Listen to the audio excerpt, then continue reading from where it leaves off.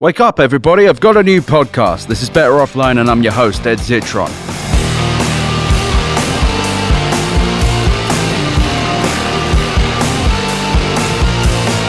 Better Offline. Last week, the National Highway Traffic Safety Administration released a damning report about Tesla's Autopilot and its full self-driving systems, which the NHTSA referred to as not adequately ensuring that drivers maintain their attention on the driving task. 1 second, though, to delineate between the systems, Autopilot is more like a sexy version of cruise control, keeping your car in lanes, changing lanes when you hit a thing, hitting the indicator, and following the car in front of you on the highway. Very basic. Full self-driving is when your car drives itself. So it makes turns, you tell it where to go on the GPS, and it goes through intersections, follows lights, and a bunch of other things it appears to not really be capable of doing, with the NHTSA saying that both Autopilot and full self-driving created a trend of avoidable crashes involving hazards that would have been visible to an attentive driver. The report, which covers the period between January 2018 and August 2023, described a critical safety gap, to quote CNBC's Laura Kolodny, in the Autopilot system, which contributed to at least 467 collisions, resulting in at least 13 fatalities and 49 injuries. Musk has recently tried to convince investors that Tesla is now all in on AI and his flimsy dreams of having a robotaxi company. This somehow also resulted in Musk firing the majority of the team behind the one Tesla product everybody likes, its Supercharger network, leaving the status of the North American charging standard created, with Tesla's help, in jeopardy. To explain what the hell is going on with Tesla, I brought in Ed Niedermeyer, who has been writing and commenting on the auto industry and mobility tech since 2008. He's the author of Ludicrous, the Unvarnished story of Tesla Motors, and the co-host of the Autonomcast. He lives in Portland, Oregon. I'm really happy to talk to him. Okay, Ed, so please tell me what has been happening in the world of Elon Musk in the last 2 weeks, I want to say? There's a lot has been happening. And I think, a lot of it has really deep roots. Like a lot of the things that are happening are sort of dramatic right now, but they've been building towards this for a really long time. I would say, like, at a high level, what appears to be happening is essentially, Tesla as a stock, as a perception, as a set of stories and dreams that Elon Musk has been weaving for many years now, has essentially overtaken Tesla as a company, as a real thing. And I think, from the very beginning of sort of stumbling onto this company, the defining characteristic of Tesla is this gap between perception and reality. And, I've written a lot about the problems that Tesla has as a company.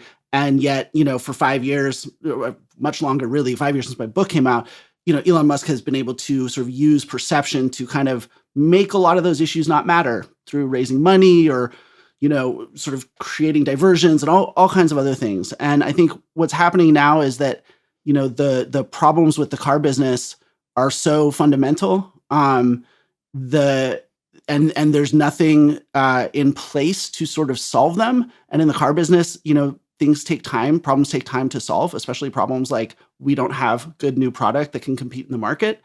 And so, we've sort of reached this point now where it seems like Elon is not even really trying to save the reality of this business, and is sort of all in on perception. And that's sort of taking a bunch of different forms.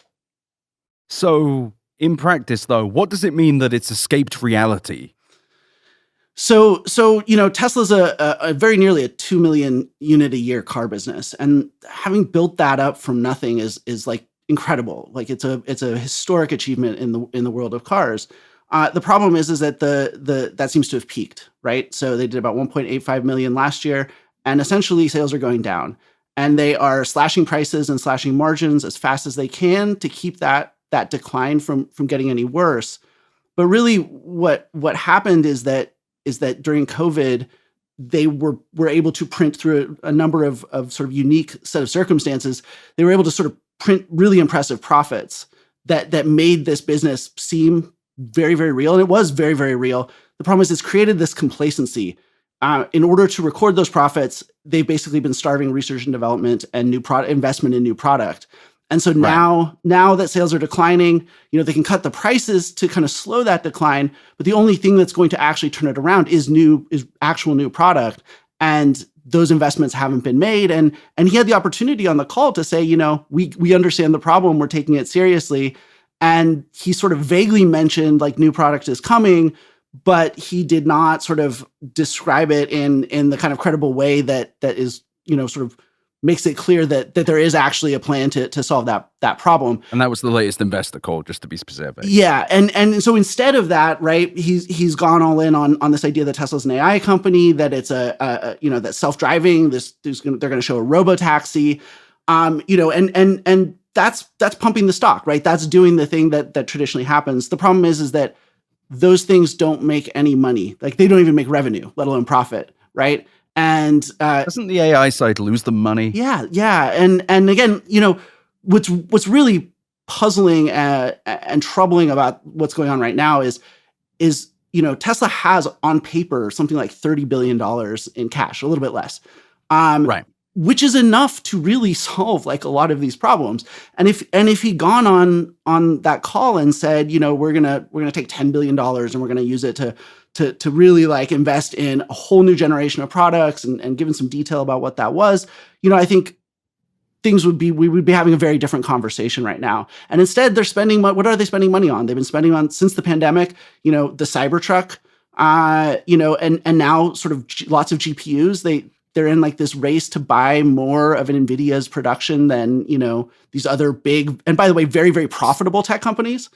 Can I just ask a quick question, though? You say these GPUs, so like the ones used to train models and run models like OpenAI, are these the same GPUs that Musk bought for xAI, his AI company attached to Twitter, or are these a completely different set?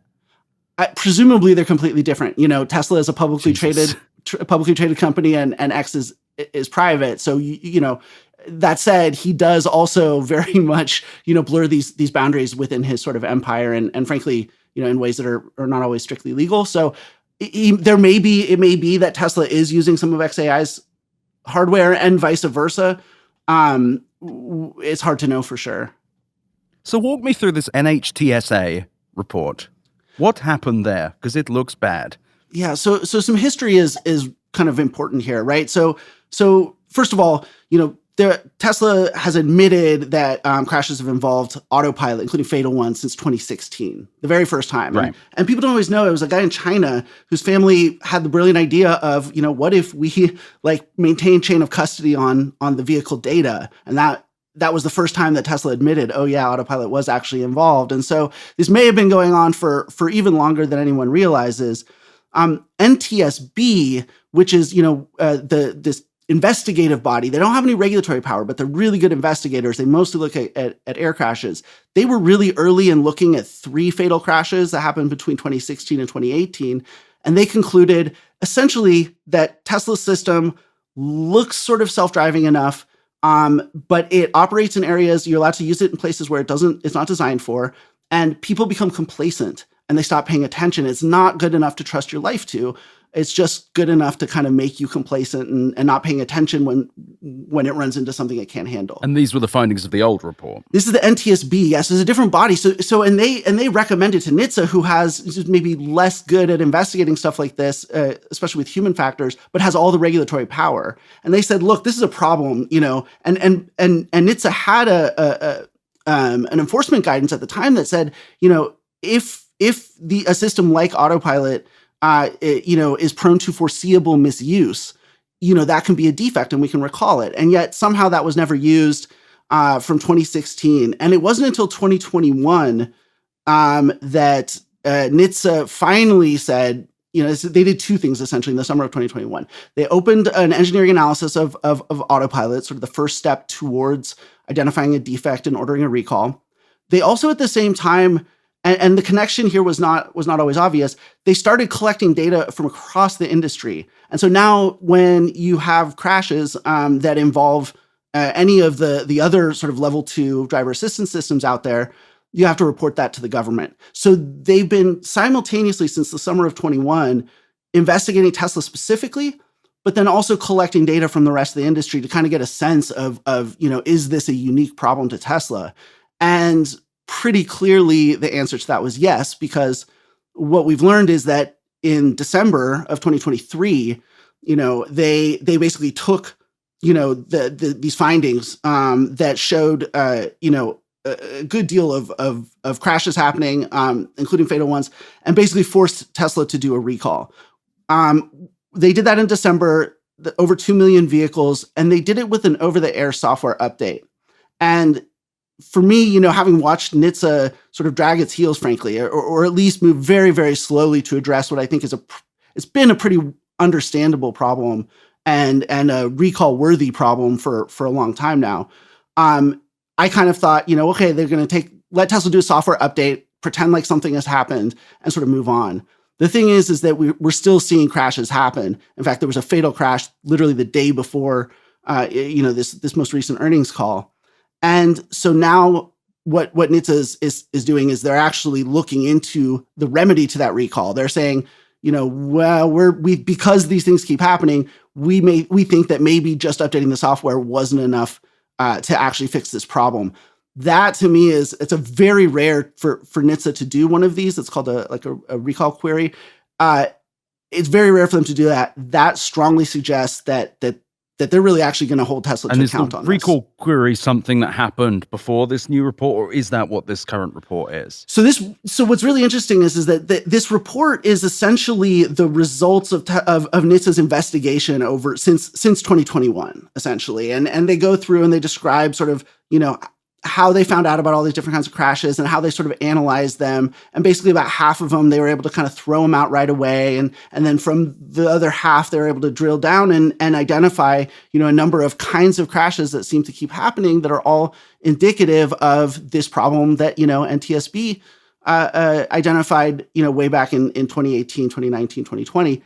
And so what was interesting is that data is they had taken that to Tesla and basically, reading between the lines, strong-arm them into the recall. And that's often how recalls happen, is that either the automaker does it voluntarily, or the investigator or the regulator brings a body of evidence to them and says, listen, like, you either do this or we're gonna do it for you.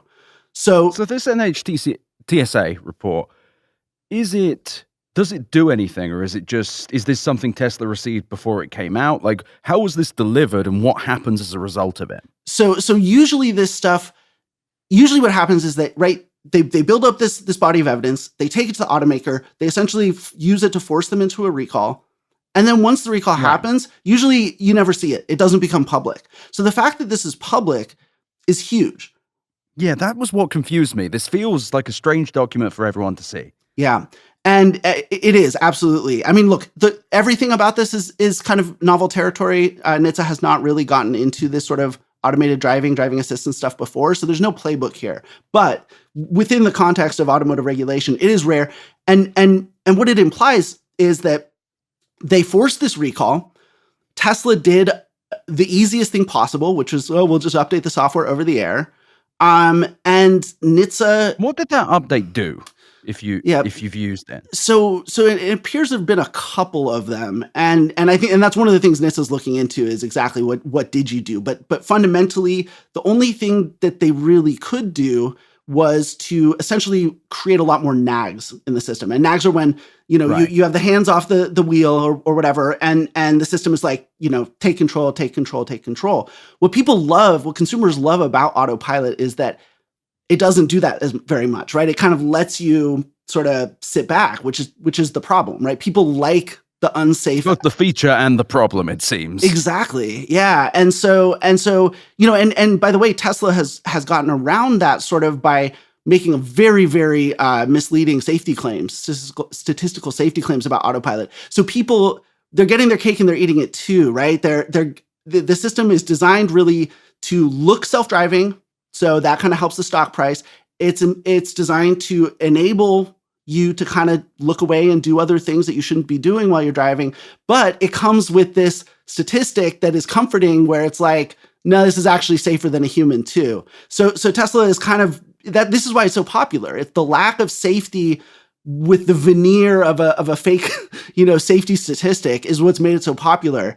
And frankly, this is why I've been skeptical that NHTSA would really do anything. But the fact that they forced the recall. Tesla took the easy route. NHTSA could have just said, yeah, okay, we've gone through the motions here. Let's move. Yeah, we've done our job. Yeah, let's move on, right? But instead, because these crashes are still happening, NHTSA feels the need to not just say, we need to look at what you did to address this recall and make sure that it's actually solving the problem. Implicitly, we don't think it is. But then it also released this data that to the public now. So now all of us can go and look and say, okay, yeah, like there's a reason that this recall happened. This isn't just, Dark Brandon, cracking down on Elon because he can't handle his realness or whatever. He's not woke enough. Yeah. Like this is not just some politically motivated thing. And this is the flip side of NHTSA taking their time on this. As frustrating as it's been, they've built up a lot of data, not just about Tesla, but about the rest of the industry that shows Tesla does have a unique problem here. And I think, what they're going to show is that the update they've done so far isn't going to be enough. And that really leaves Tesla in a pickle because there's not a lot of other great options for fixing these problems.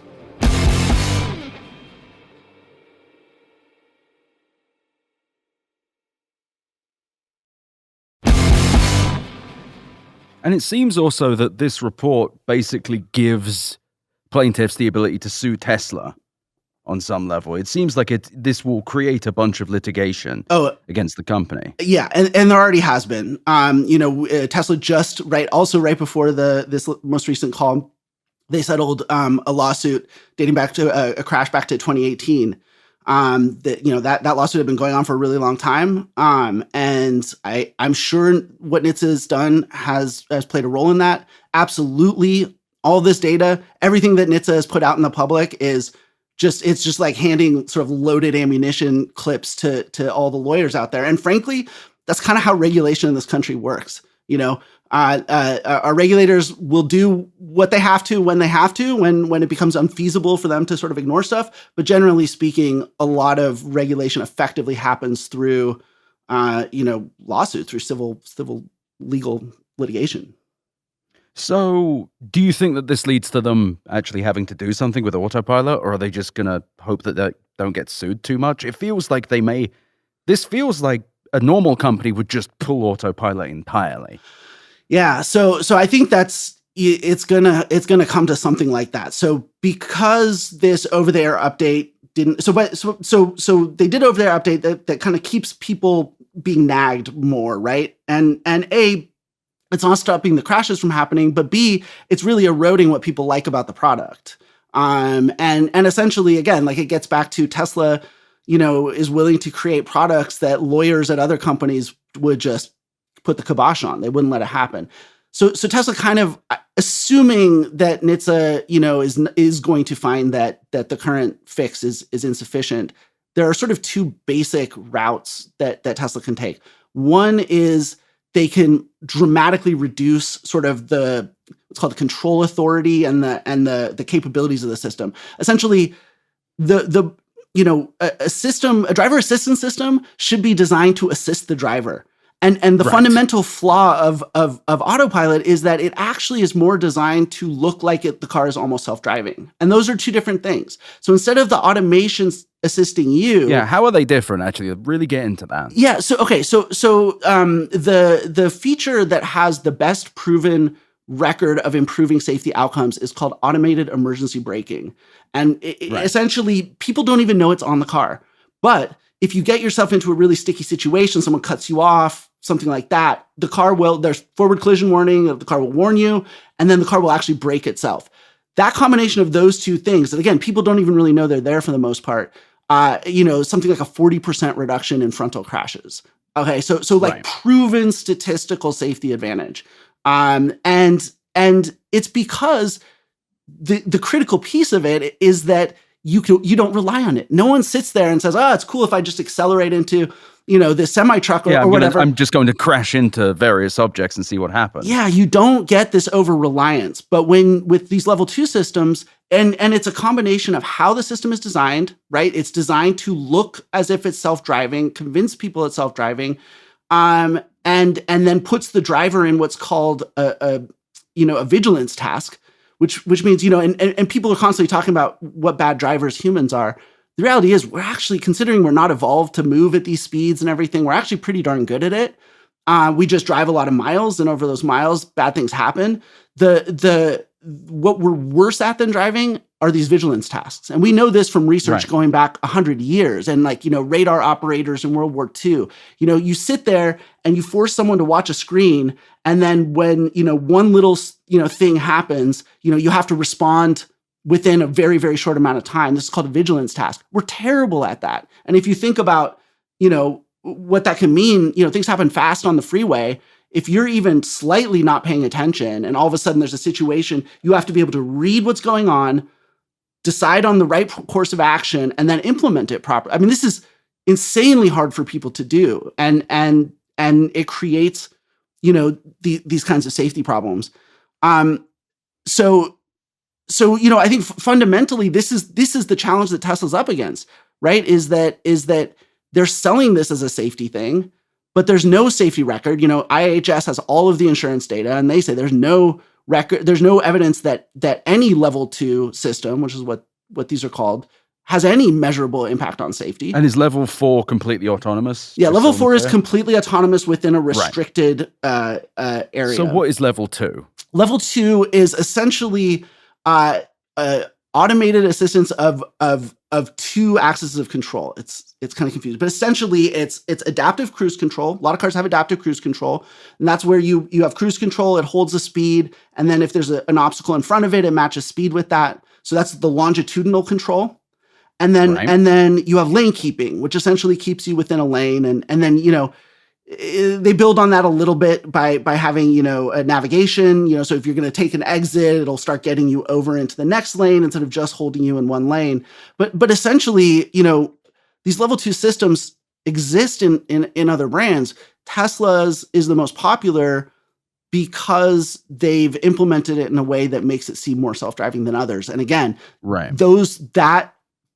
that element is what makes it unsafe. And so it sounds hyperbolic, but there's really a very direct through line between, design decisions that endanger people and the stock, because that's what it's for, right? It's not to keep people safe. It's to convince people that Tesla's a leader in self-driving car technology, which they actually aren't. It seems like kind of a sham. Like he's just trying to make it seem autonomous when it's not even good at autonomy, because the people who buy stocks don't seem to pay attention. Yeah. So, I mean, it's a fascinating situation where, like the word, so then there's it's a way of building up this frankly scam of self-driving, right? Because they're getting people to pay $10,000, $15,000 a car for this full self-driving, add-on. And people wouldn't do that unless they had some reason to think that this is something that is somewhat near. And essentially, again, like they have to endanger people to create that perception. So a scam is just sort of ripping people off.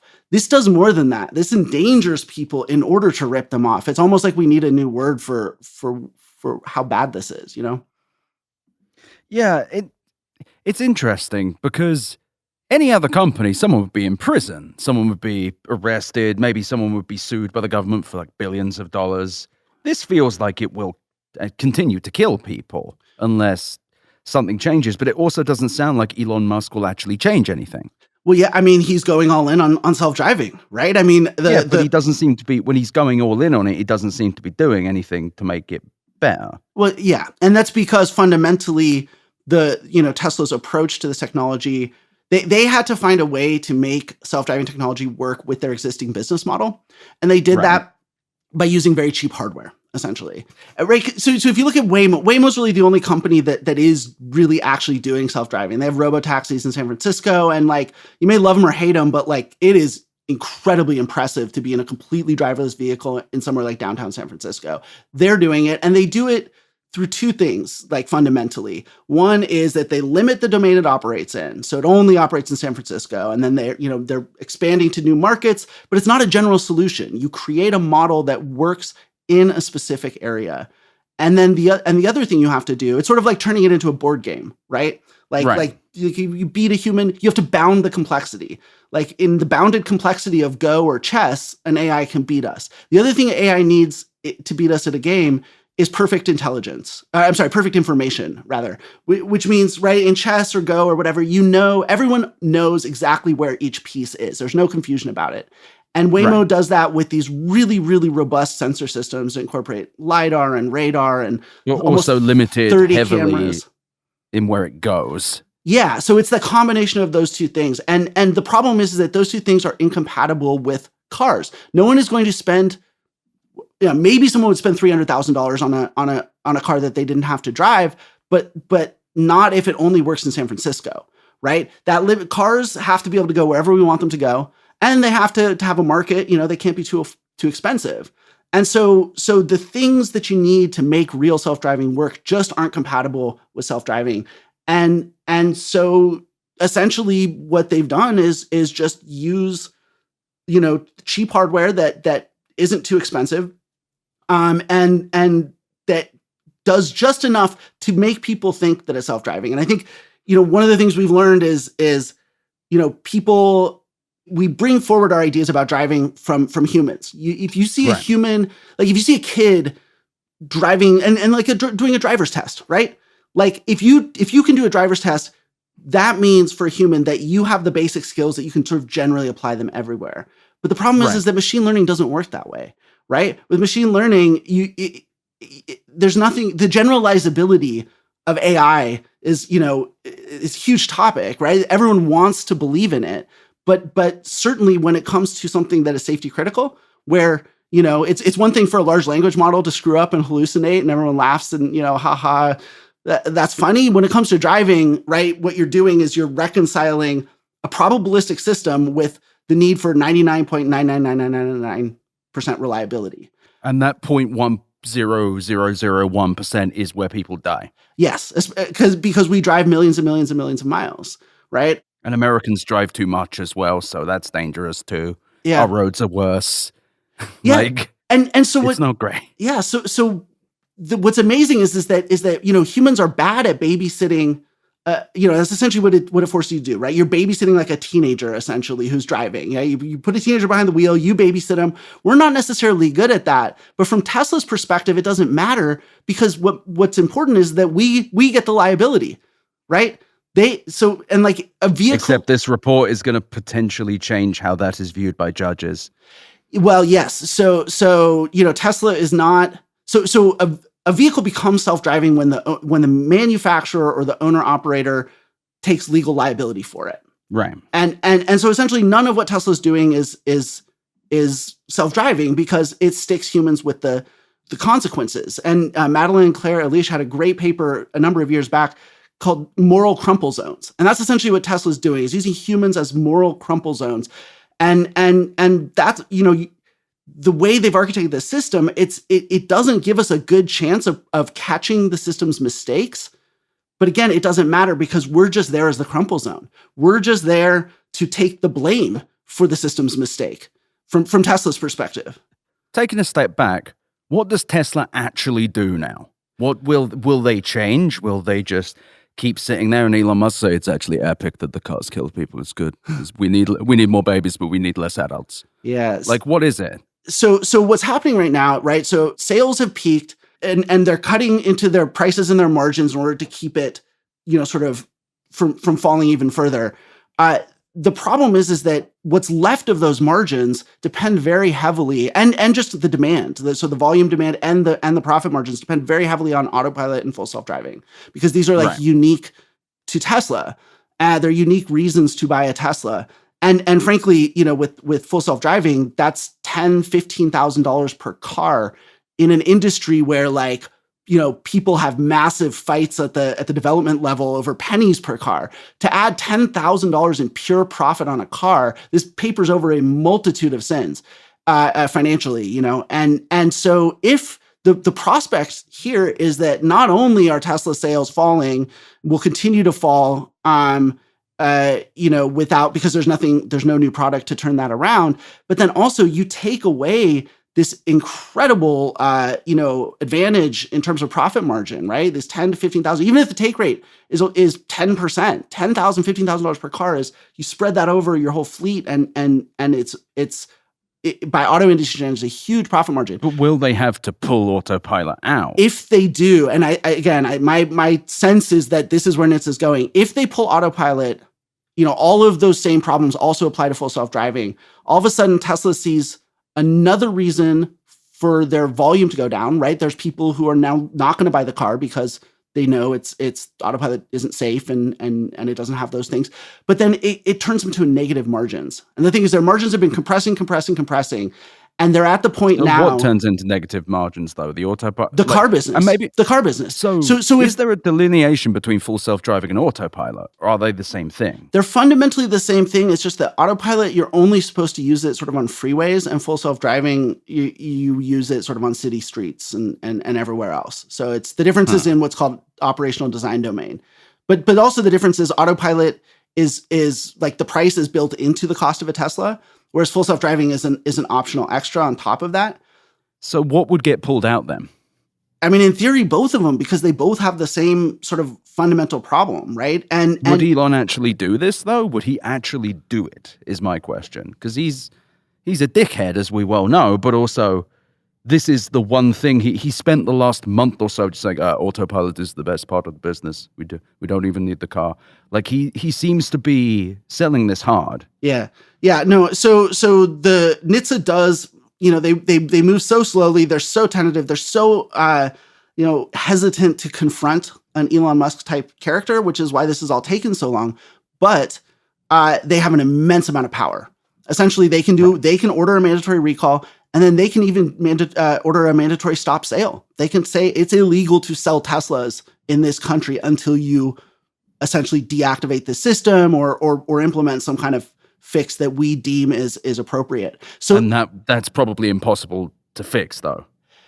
So fixing, right? So there's two ways to fix. One is that you dramatically reduce the capability of the system, and probably increase the nags even further. And so you basically destroy the value that people want. That's one way. And that's probably the most likely way. The other way is to actually implement like better hardware for driver monitoring, because Tesla uses... Which would cost Tesla a great deal of money. And it's really hard, if not impossible, to essentially pull your entire fleet in and like actually install hardware that, you don't have the wiring harnesses for it. In theory, it could be done, but I think it's basically economically impossible. And so then you have this prospect of all of a sudden Tesla can no longer do Autopilot and full self-driving. And given what's happening with their margins now, Tesla then becomes a negative margin business, which means you don't make it up on volume, right? Every car you sell, you lose money on. And one of the ways that I'm sort of, along with everyone else, trying to puzzle through sort of some of the decisions that are being made here. But one scenario that kind of potentially makes this all make sense is that Elon kind of gets it that this is going to happen, that NHTSA's not screwing around. They don't want more deaths on their hands. They're going to force the issue on this, and that the margins will go negative and there's no new product to turn it around. Maybe, Elon really, it could explain some of his behavior if he's just sort of come to terms with the core business is going to die. And sort of like with Twitter, right? He thinks the way his mind works, he thinks he can sort of go and tell Earth like, oh, the regulators or the advertisers, right? In the case of Twitter, he's like, I'm just going to tell, Earth that the advertisers killed Twitter. I don't know if you remember that interview. Yes. Oh, I've got it engraved in my brain. He may pull that, like, that's one of the, and we have to like sort of put ourselves in the mind of someone who's obviously not very normal. A fuckwit. Yeah. I'll say it's my podcast. I don't care.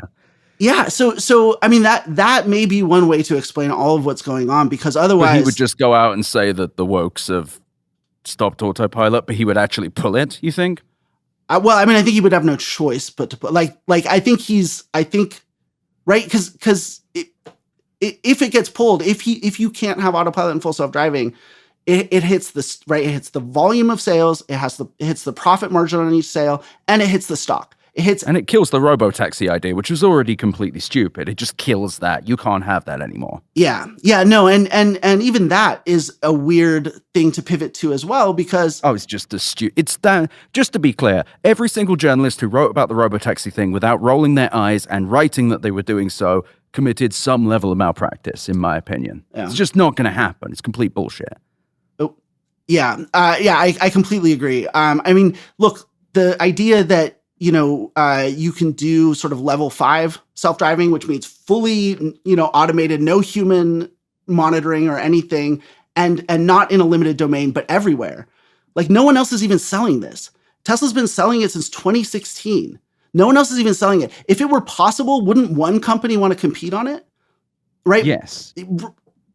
Economic logic. Surely this seems very if you're saying that cars are generally thin margin businesses and you suddenly have a way to sell software on it, surely someone else would try. Someone like Ford, for example, who has tons of cash, government subsidies, tons of brand power. They would also do this, except if it was too dangerous. Yeah, exactly. And so what you do see from Ford and General Motors and others is that they have level 2 systems like Autopilot that are for the freeway, but they have much more robust driver monitoring and things like that. And they're not going around saying, you'll be able to, you can buy a car that will someday drive itself completely by its own anywhere you want to go. Everybody in the business knows that is not serious and has known for a really long time. And unfortunately, we're in a weird situation where it's like no one has called it out. And so, again, it'll be 8 years this fall that they've started taking money for this just blatant scam. And I think the reason that they've gotten away with it so far, obviously, it's nothing to do with technical plausibility, although it does sort of tie into, the AI hype that we see elsewhere. So if people think that AGI is near, it kind of makes sense why they might think that it might be plausible. Yeah, because there's shadows on the walls of the cave that suggest it's possible. Yes. But the real reason I think is that, when you say the word self-driving car, what Americans in particular think is a car that drives itself.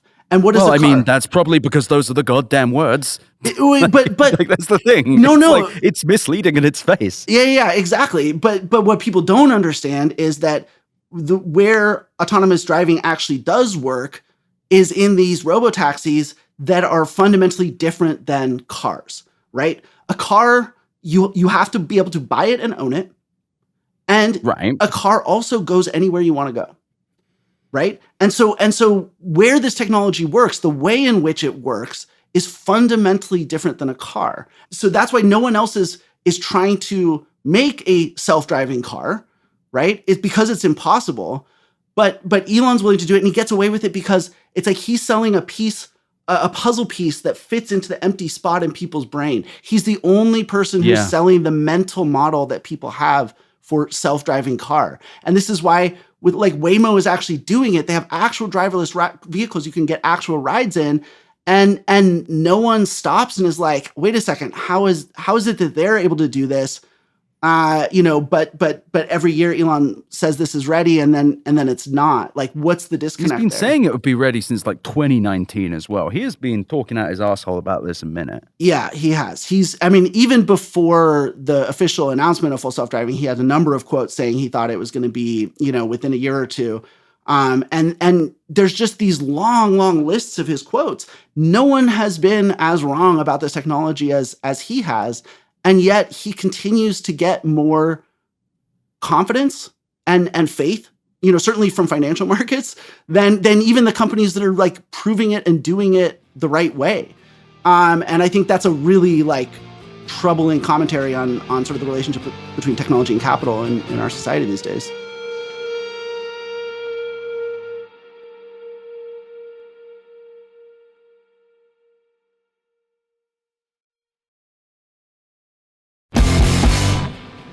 So, changing subject slightly, Elon also very recently laid off most of the Supercharger team, which to me is one of the funnier things he's done, because the Supercharger network for Tesla appeared to be a completely unregulated monopoly where everyone gave him free money, and the entire industry had started to, most of the industry had started buying into his charging standard, and then they'd said, you know what, Elon, we'd actually like you to have more power. Please just run this whole thing, and then he fired most of them. What the hell happened?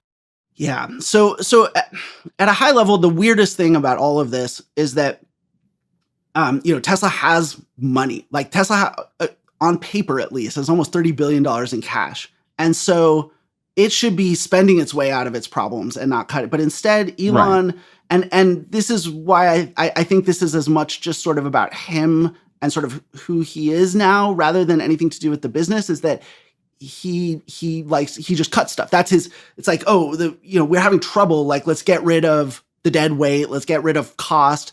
The problem is that this doesn't solve any of his problems. I think with supercharging, it's a little different. So supercharging, like Tesla itself, was a really critical piece of this sort of going 0 to 1 with the EV business. Like, I think, when Tesla first got started, they had to do something like the supercharger network, right? It wasn't really optional. Like, if it was a key part of growing their market. Yeah, because no one could charge the cars otherwise. Yes. And as long as it was Tesla exclusive, it was, and increasingly over time, as competition got better, it became sort of the reason to buy Teslas.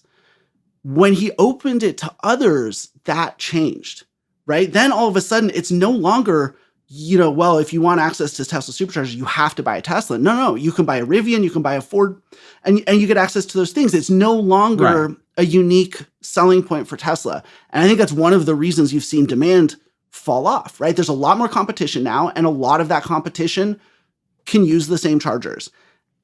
I think, because it's been so good and so reliable, people assume that it's also a good business. I'm not sure that that's actually the case. Real estate is very expensive. It ties up a lot of capital. Yes, they're making probably some gross margin on the electricity. They probably sell the electricity for more than they buy it for. So there is some kind of a business there. But whether or not that's paying off the cost of capital in a way that would actually be attractive as a standalone business is not clear. And I think there's reason to suspect it may not, because it is essentially it's like a feature for Tesla cars. It's like sort of putting cash on the hood or something like that, potentially. So the business of supercharging has never really been fully disclosed.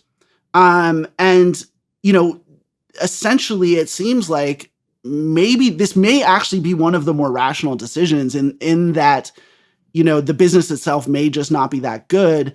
Tesla, by opening it up, they'll get revenue from other, owners of non-Tesla vehicles. And in order to make that business look good, they simply can't invest more. There's no incentive in them to grow.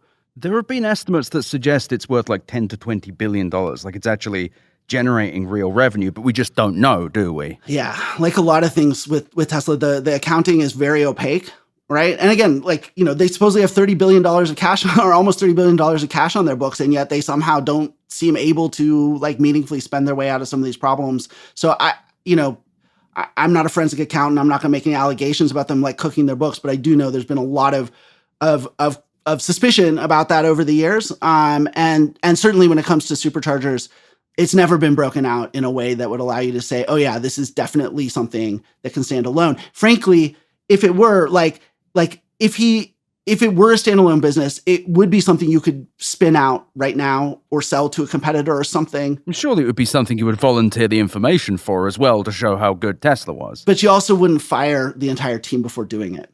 You also would not do that, no. But talking of broken, how about that Cybertruck? What the hell is going on there? Yeah. So again, it's a question of priorities. The car business is a capital intensive business, and they've had a lot of things go well for them, but they've been resting on their laurels. And you have to invest your money in something in order to keep growth going in the car business. Either, right, you keep expanding the superchargers, or you invest in new cars, or you update your existing cars. More add-ons. Yeah. And so the Cybertruck, in some ways, it was a brilliant idea to make a big truck. Because if you can only compete in one car market in the world, the combination of volume and profit margin in full-size trucks in America is the number one best business, period. Right? Right. That business keeps the Detroit automakers going. They barely make any money on anything other than trucks. The trucks essentially subsidize most of the rest of their businesses. And so targeting that segment was smart. Targeting it with essentially a meme was not smart.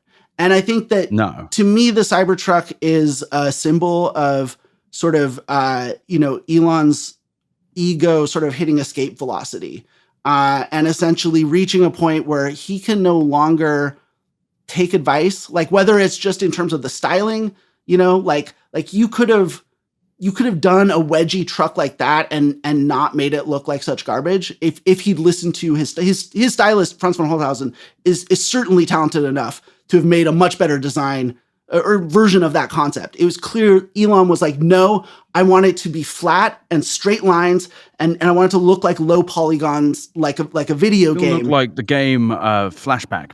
Yeah, and I think it's like in his mind, the difference between a rendering and reality is like blurry to him. I think for him, like if it looks good in a rendering, well, of course it's gonna look good in reality. And the rest of all of Tesla's designs have been, you can definitely tell the quality problems if you know what to look for, but they've got these curves and these different panels and these things going on. There's been a guy other than Elon designing them.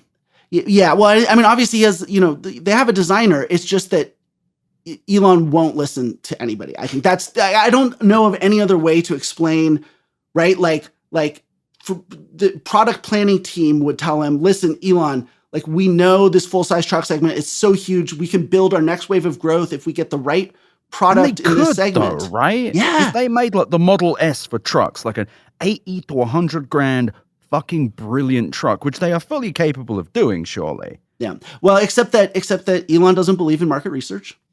Right? Perfect. Sure. Absolutely. And he goes with his gut. And it's like, if he thinks it's cool, then it's going to work. And I think, right, like this has been true enough for a long time. But has it? Okay, I actually want to push back on that. Has that actually been true since like 2016? Because what cool idea has Elon Musk had that's worked in that time? Well, since 2016, I've always argued that full self-driving was also it was really the first time where he sort of hit this escape velocity. Like he's always had these hypey kind of things. Yeah, it's a good idea. I'm not saying it's not. It's just that the way he manifested it is the problem. Yeah. And I mean, I think throughout the history of the company, right? Like, so like the Tesla Roadster, like originally it was just going to be, the original one was just going to be like a Lotus Elise with batteries and an electric motor shoved into it. Elon kind of both turned it into a better product and a product that really established Tesla's brand, but also killed the financial viability of it at the same time. And at that point, right, it was all about building up hype. It didn't have to perform as a business. He could emphasize sort of brand building and looks and feel over the profitability because it was an early stage. It was, they're pure play, it's experimental. Yeah. So we just use it to raise more money and then we'll get serious, right? The problem is they've just never released the second Roadster. It's just never coming out. No. It's fucking insane. Like there's so many people have written about this thing. Oh, and people put money down on it. Remember the Founders Edition? People put down the entire full price, $250,000 up That's front. Completely bonkers. That is bonkers. That is, come on. But like this is the thing with Tesla too, though, is that like once you get away with something for a while, how do you then decide, okay, this is not actually acceptable? And I think this is kind of the problem that full self-driving and Autopilot are having, right? And I think hopefully NHTSA, will take action and that will be it. It's the government, right? Like they should be the ones who step in. And frankly, I think, if you want to look at, what does this whole story sort of point to in terms of being the underlying problem? It's not Elon, really, in the sense that Elon's just following his incentives. Like he's come out of a situation where it's okay to kind of lie and exaggerate and in order to make yourself wealthy. And he's been good at that. And so he's just kind of continuing to follow the incentives there. The real failure is law enforcement and regulators, right? Like as a society, you have someone who's endangering what's already a very dangerous activity, making roads even less safe while lying about, claiming that it is safe, and doing it to become wealthy. Like, even if you think it should be okay for Elon to do this because he's magic and special, the example that it sets, right? that it tells everyone else this is an okay way to become the richest man in the world, is by endangering other people and lying. That is an example that as a society, I don't think we can afford to let sort of sit unchallenged. And so I think the real failure here is just, it's the government.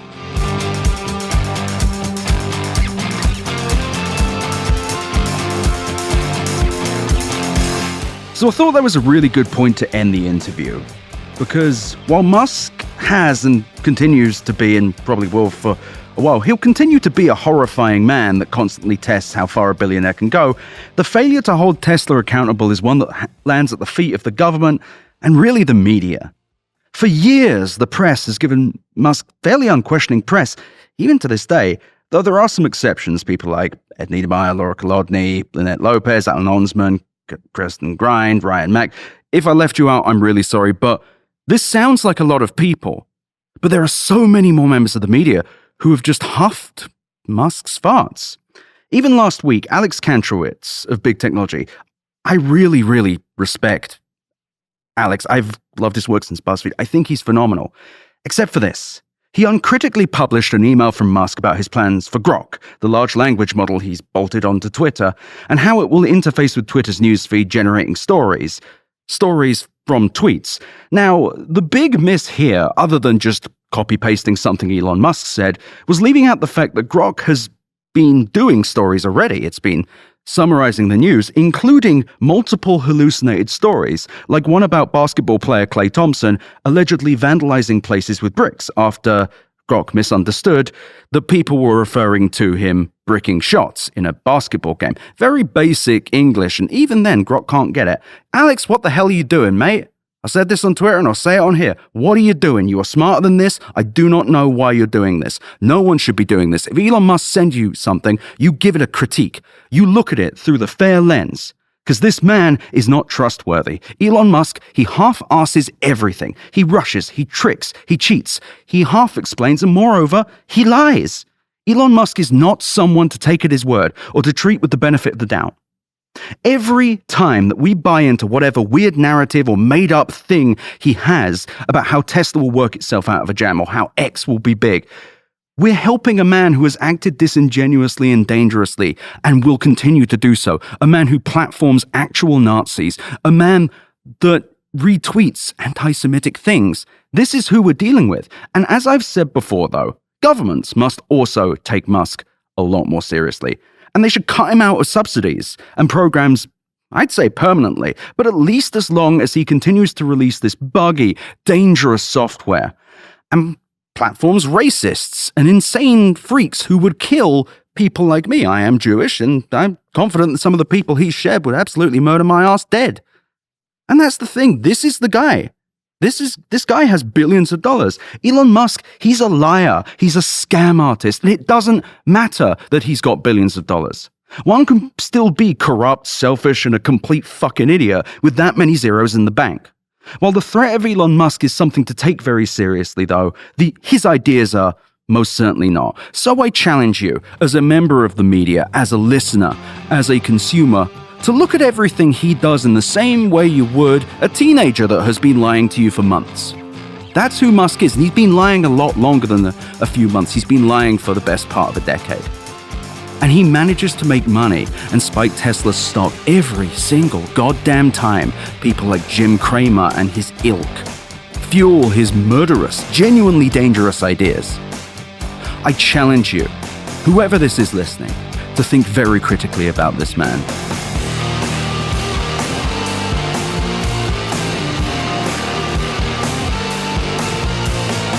Thank you for listening to Better Offline. The editor and composer of the Better Offline theme song is Matt Osowski. You can check out more of his music and audio projects at mattosowski.com, mattosowski.com. You can email me at easy@betteroffline.com or visit betteroffline.com to find more podcast links and, of course, my newsletter. I also really recommend you go to chat.wheresyoured.at to visit the Discord and go to r/betteroffline to check out our Reddit. Thank you so much for listening. Better Offline is a production of Cool Zone Media. For more from Cool Zone Media, visit our website, coolzonemedia.com, or check us out on the iHeart Radio app, Apple Podcasts, or wherever you get your podcasts.